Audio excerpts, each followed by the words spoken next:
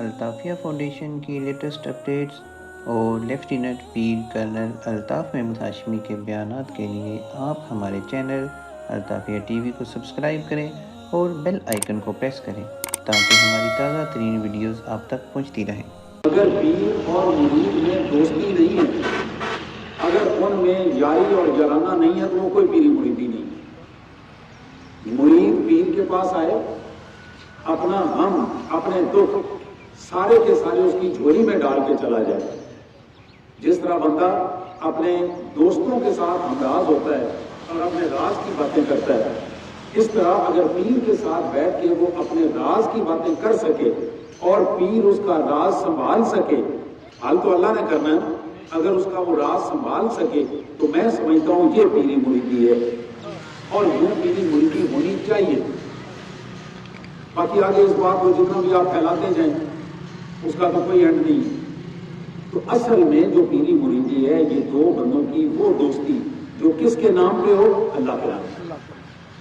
کس کے نام پہ؟ وہ آپ کے کاروبار کی دوستی نہیں۔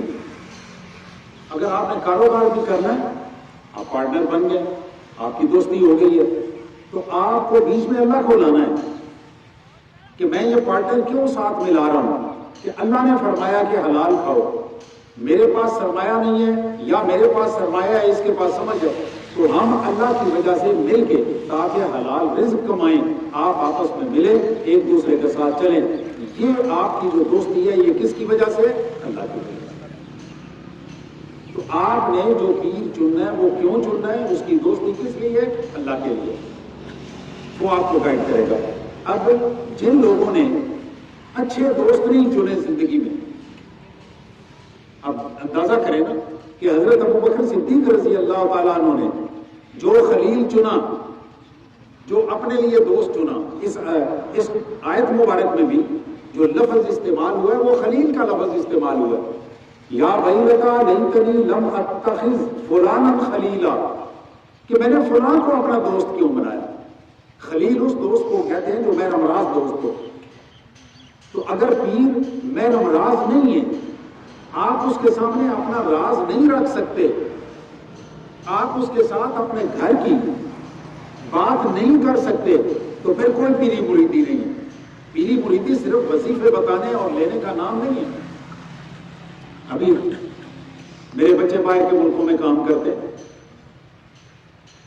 باہر سے مجھے فون کرتے، اپنے ساتھ اپنے گھر کی باتیں شیئر کرتے، میں انہیں بتاتا ہوں کہ یہ چیز پڑھو آپ کاروبار پہ لگ جاؤ گے، آپ یہ چیز پڑھو آپ باہر چلے جاؤ گے۔ ابھی کل کی بات ہے، میں نے 2 بندے اللہ الصمد اور یا وہابوں پہ لگائے۔ اب میرا جس کام میں وہ لگے ہوئے مجھے اس کام میں اللہ ڈالنا ہے، ان کا تعلق اللہ کے ساتھ جوڑنا ہے۔ ابھی ایک بچہ وہ باہر جانا چاہتا ہے، اس لیے جانا چاہتا ہے کہ میں حلال کماؤں، اپنے والدین کو کھلاؤں، اپنے بیوی بچوں کو کھلاؤں، تو اس سے بڑی کون سی عبادت ہے؟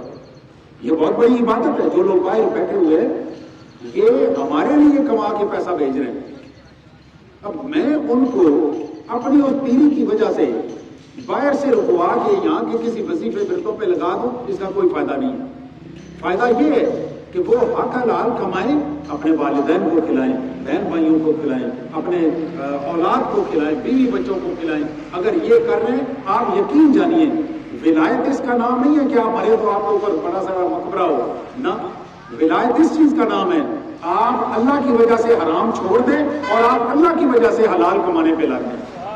اگر آپ یہ کر رہے ہیں تو آپ ولی ہیں۔ کوئی ضروری نہیں کہ آپ کی قبر پکی ہوگی تو آپ ولی ہیں، قبر پکی نہیں ہے تو آپ، یہ ہمارے قبرستان ولیوں سے بھرے پڑے، ہمارے قبرستان ولیوں سے بھرے پڑے، آپ یقین جانیے۔ منڈی بہدین مجھے اس دن عصمت فاؤنڈیشن میں جانے کا موقع ملا، میں حیران ہو گیا، 45 لاکھ روپیہ ہر مہینے وہ لوگ جمع کر کے انہوں نے 4 دسترخوان بنائے ہوئے منڈی بہدین میں، 4 دسترخوان، اور اس علاقے میں بنائے ہوئے مختلف جگہوں پہ جہاں پہ مزدور زیادہ ہوتے ہیں۔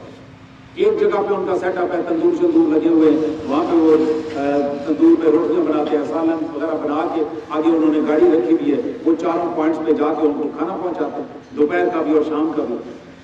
ابھی جس وقت وہاں مجھے پتا چلا کہ یہ لوگ اس میں پارٹیسپیٹ کرنے والے ہیں، ہر مہینے 10-10 لاکھ روپیہ 5-5 لاکھ روپیہ ہر مہینے وہ دیتے ہیں، 45 لاکھ روپیہ مہینے کی کوئی تھوڑی رقم نہیں ہے۔ میں تو آپ یقین جانیے جب میں اسٹیج پہ بیٹھا تو میں نے ان سے کہا کہ ہم ولی نہیں ہیں، آپ ولی ہیں، آپ ولی ہیں جن کو اس چیز کی کوئی طلب ہی نہیں ہے کہ کوئی بندہ ہمارا نام لے کہ ہم فلانی جگہ کے گدی نشین ہیں یا ہم فلانے حضرت مولانا فلانے، نہ آپ کو تو کوئی، تو یہ بندے ولی ہیں۔ میرے پیارے دوستو، اگر آپ حلال پہ لگ گئے ہیں، حلال کمائی پہ لگ گئے، آپ نے حرام اس لیے چھوڑا ہے کہ اللہ کا حکم ہے، اور حلال اس لیے کما رہے ہیں کہ اللہ کا حکم ہے، تو آپ یقین جانیے آپ ولی ہیں۔ اب آپ اس سے اگلی اسٹیج پہ آ جائیں، یہ کام آپ نے بہت بڑا کر لیا، اب اس سے اگلی اسٹیج پہ آ جائیں۔ اگلی اسٹیج کیا ہے کہ اگر آپ نماز نہیں پڑھتے تو نماز پڑھنے پہ لگ جائیں، نماز پڑھنے پہ لگ جائیں۔ اگر آپ نماز ایک پڑھ رہے ہیں تو 2 نمازوں پہ لگ جائیں، اگر آپ 2 نمازوں پہ لگے ہو تو 3 پہ آ جائیں، اپنی 5 نمازیں پوری کریں۔ جو 5 نماز پڑھ رہے ہیں ان سے گزارش ہے کہ وہ تہجد پہ آ جائیں۔ آگے بڑھنے کے راستے ہیں، یہ نہیں کہ آپ کسی جگہ پہ آپ نے بریک لگانی، آپ اس سے آگے چلتے چلیں، لیکن جو بنیادی چیز ہے وہ کیا ہے کہ پیر اپنے مرید کو حرام چھڑائے اور حلال پہ لگا دے، حلال پہ لگا دے۔ یہ تعلق ہے پیر اور مرید کا، اگر یہ تعلق نہیں ہے تو کوئی تعلق نہیں۔ پھر پیری مریدی کا جو ہمارے پاس رول ماڈل ہے، جو نمونہ ہے، وہ کون ہے؟ حضور سرکار دو عالم صلی اللہ علیہ وسلم اور ان کے صحابی۔ یہ ہمارے پاس پیری مریدی کا نمونہ ہے، ان سے اچھا نمونہ ہمیں زندگی میں نہیں مل سکتا۔ اس جیسا پیر کوئی نہیں اور ان جیسے مرید کوئی نہیں۔ پیروں کو چاہیے کہ وہ عادتیں اپنائیں، وہ تعلیم اپنائیں جو سرکار دو عالم صلی اللہ علیہ وسلم نے دی تھی، اور مریدوں کو چاہیے کہ اس طرح سے بنے جس طرح کے وہ صحابی تھے۔ وہی بات زبان سے نکلی نہیں اور وہ قبول ہوئی نہیں۔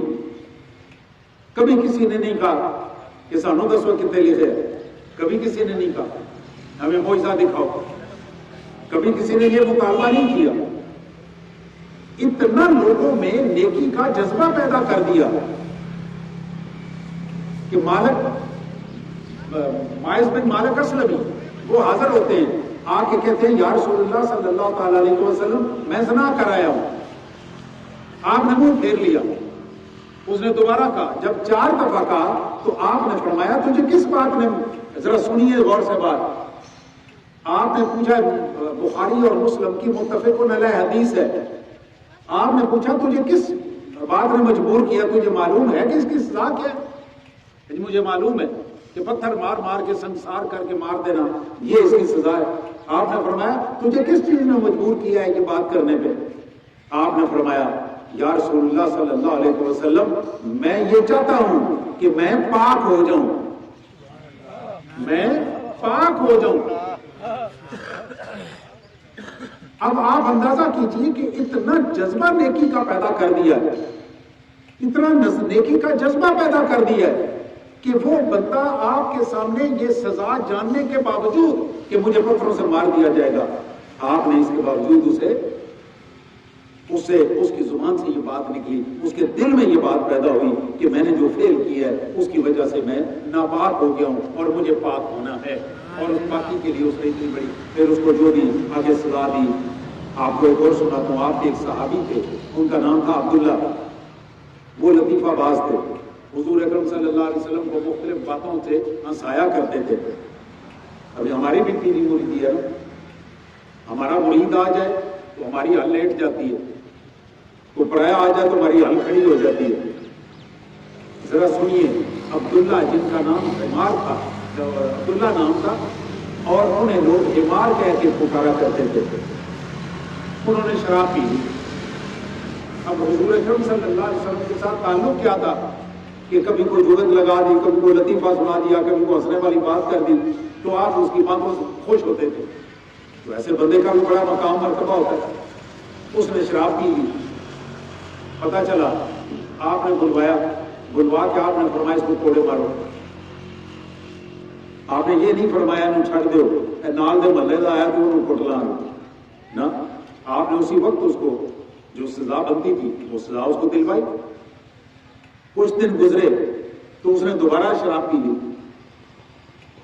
अब मजे की बात यह है कि दोबारा आपने 3 दफा आपने उसको सजा दिलवाई। तो किसी बंदे ने उस पर तबसरा किया कि ये कैसा शख्स है कि जो हर दफा मार खा लेता है लेकिन मार खाने के बाद फिर वही हरकत कर लेता है। हुजूर अकरम सल्लल्लाहु अलैहि वसल्लम को पता चला तो आपने फरमाया कि तुझे इस बंदे का नहीं पता, ये जिस वक्त भी सजा भुगतता है अल्लाह ताला इसके दर्जों में इजाफा कर देता है। अब कहानी ये है कि रसूलुल्लाह सल्लल्लाहु अलैहि वसल्लम अपनी पीरी मुरीदी में अपनी इस बात को बीच में नहीं लाते कि यार ये मेरा दोस्त है, ये क्या कहेगा कि मैं अपने दोस्तों को मारता हूं, इनको सजा दिलवाता हूं ना। मेरे प्यारे दोस्तों, ये पीरी मुरीदी है। अगर ये पीरी मुरीदी कर सकें तो बड़ी अच्छी बात है। ये पीर मुरीद का ताल्लुक है, वजीफों का कोई ताल्लुक नहीं पीरी मुरीदी का। अगर पीर आपको ठीक रास्ते पे, मुरीद को ठीक रास्ते पे चला सकता है और चलाने की कोशिश कर रहा है तो फिर वो पीर ठीक है। अगर नहीं तो फिर मेरा ख्याल है या पीर बदलना चाहिए या फिर अपने अमल बदलने चाहिए। फिर इस तरह का कोई हिसाब किताब करना चाहिए। मेरे प्यारे दोस्तों, पीर और मुरीद के दरमियान दोस्ती यारी का ताल्लुक होना चाहिए। वो एक के साथ, अपने पीर के साथ अपनी राज की बातें कर सके और पीर उसको वो राज की बातें अपने पास रख सके। ये ना हो कि एक से बात सुनी और बात सारे जहान के साथ वो करता फिर रहना। ये बंदे का, उस मुरीद का पीर के साथ अपना एक राज है। इसी तरह बाकी हर मुरीद का अपने पीर के साथ एक राज है और वो ताल्लुक दोनों पार्टियों ने निभाना होता है। पीर के ऊपर जिम्मेदारी ज्यादा है, मुरीद के ऊपर जिम्मेदारी कम है। उसको कोई दुख आ गया, कोई तकलीफ आ गई है, उसका काम है उसके लिए रात को जागे और उसके लिए दुआ मांगे। दुआ तो अल्लाह ने कबूल करनी है ना। किसी बंदे पे गुर्बत आ गई है, अब वो गुर्बत तो पीर साहब दूर नहीं कर सकते, लेकिन अल्लाह के आगे दुआ तो मांग सकते हैं ना। अगर इतना भी ताल्लुक पीर मुरीद का ना हो तो फिर वो पंजाबी च सियाना छोलिया का वड होया मेरे पीर मुरीदी तो कोई ना। मेरे प्यारे दोस्तों, ये वाला ताल्लुक अपना कायम करने की कोशिश करें।